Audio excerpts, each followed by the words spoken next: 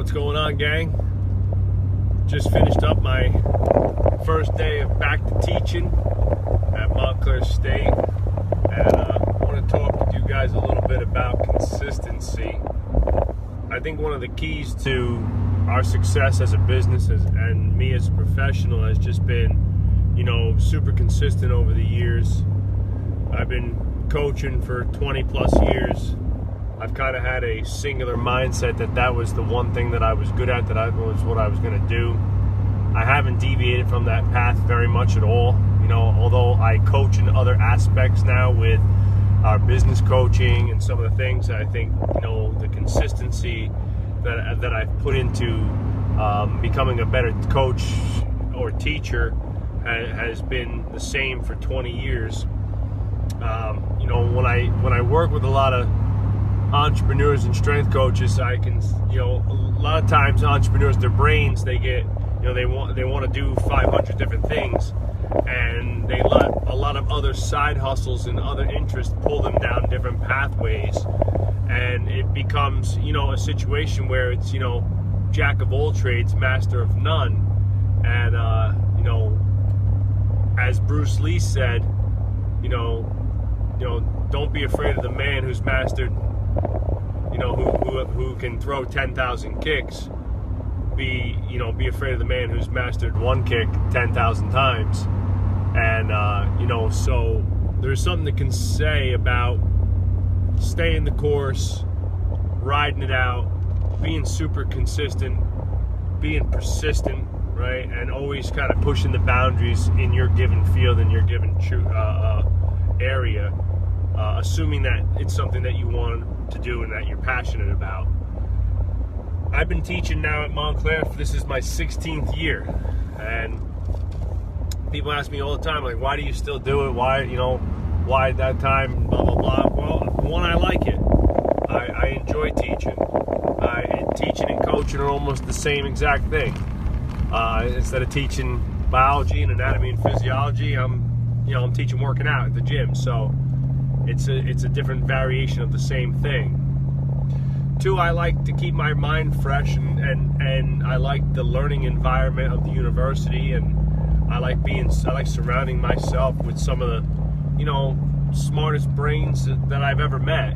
Some great scientists and great people. And another thing is that I stay connected to the community of students who want to be physical therapists, chiropractors, strength coaches, and I get to communicate, educate, and inspire them, and that keeps me knowledgeable as to how the field is evolving and what students are looking for, what type of things that they're interested in now, and such. And last and first and foremost, and probably the most important thing, is that it's created a pipeline for me to hiring some of the best coaches, in the industry.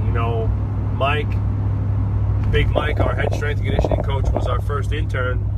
He was one of my students at Montclair State, and we have had a line and lineage of Montclair alums for years and years and years to come. They have a good exercise science program. It's local kids who are, highly motivated, and it allows me to give them an opportunity to work in the field of strength and conditioning to better themselves and, learn from us. And, many times at the end of that internship, if there's a good fit, we'll offer them some type of job and a position. And, that's gone on for over a decade now, and Mike being the first, and now we have a whole bunch of Montclair State alums working at the gym. So it's like almost 7 or 8 of us now. So that consistency over the years has led to a knowledge base where kids know that I hire people. And I had students coming up to me today, introducing themselves, asking me about working and things like that already, because they know that I'm not only, their professor, but a potential job opportunity. And so I have a great rapport with the university, with the cooperative education program, with the internship coordinators and such, and they know that they can, you know, send me kids that they think would be a great fit for my gym and my business, and that the likelihood of us, you know, not only taking them in as interns but possibly hiring them long term is very good. So be consistent.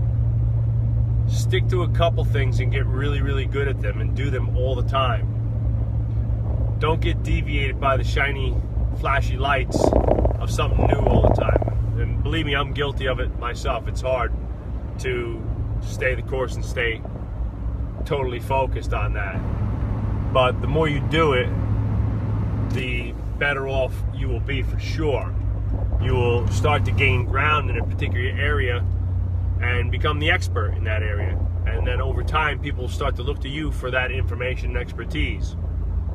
If you're constantly bouncing around from thing to thing, it becomes hard to bill you as anything other than, you know, a guy who does a bunch of stuff. And I always talk about guys like Joe DeFranco and Eric Cressy. You know, for years, Joe was the, you know, combine guy. He was the football guy. And he stayed the course with that type of training and that type of hardcore warehouse, you know, West Side for skinny bastard style training that he became famous for. And there's a reason why he's the coach he is today. Eric Cressy is the baseball guy. And there's probably not another guy that I think of in the realm of strength and conditioning that I think of that if I had a professional baseball player that I would want to speak to communicate with on their training, because he has built up years and years and years of being really, really, really great at one thing and becoming known for, you know, one of the top baseball strength and conditioning coaches in the world.